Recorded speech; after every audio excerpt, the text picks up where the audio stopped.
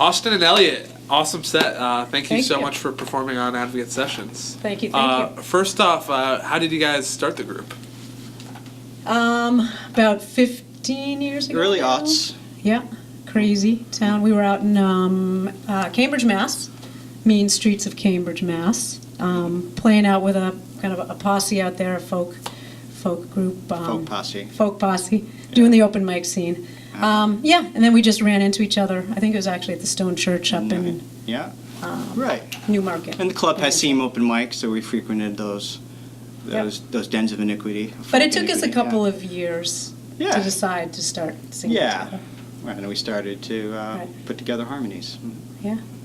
It seems like the topic of death is kind of prevalent in your Yeah. songs. How did that come about? Was that like initial like idea of like, oh, let's write songs about death, or? No, I don't think there was never. Well, I'd always written songs about death, but Lisa, you were inclined to do the dark stuff at the expense of the major key, like nicer Yes. stuff. So Yes. you kind of spearheaded doing more songs about death and right. love gone wrong. Yeah, so. Who are some of your biggest influences? Well, There'd be we both some- connected over Dylan, so we're both Bob Dylan fans. And Sure. Randy Newman, Robin Hitchcock, the Handsome Family, speaking of gothic folk duos. Right. Randy Newman was a crossover for both of us. Yeah. But yeah, lots of inspirations. There's so much music. It's so hard when somebody says like, "Who's your favorite?" or "Who are your inspirations?" Sure. I mean, there's duos like, Gillian Welch and stuff like that. That people will say, yeah. "Oh, you sound." And like of course, we love them as well. But, listen to, I'm a record collector too, so I mean, thousands of records, but, listen to metal, Right, prog, you have the metal reggae, all over the place, so. So are there any projects you're currently working on, whether that's an album or anything of that nature? Yeah, well, we want Getting to ready to record. Yeah. Some of these songs are not recorded, and so we're looking to do that. We have a home studio. Our last album, Cradle and Crow, which we put out, it's going on over a year, Yeah. a couple of years now. I think so. Yeah, I recorded that at home, at our home studio, so we're going to do that again. I also have some solo stuff I'm going to put out as Chris Elliott, and we've been booking music at the Book Mill, and we're going to be playing September 8th. Oh, yeah, September so we 8th. got that. Great, If this is okay. out before Yeah. then. That's September 8th. You were probably going to ask us that question. Yeah, We're answering it already. pretty much. Yeah, at the Book Mill, working on something at Hawks and Reed, Mm-hmm. and then shows out in Eastern Mass because we still keep connected. Yeah, to that since scene. we still have a lot of roots out in the Eastern Mass, South Shore, and Boston, so we go out there as well.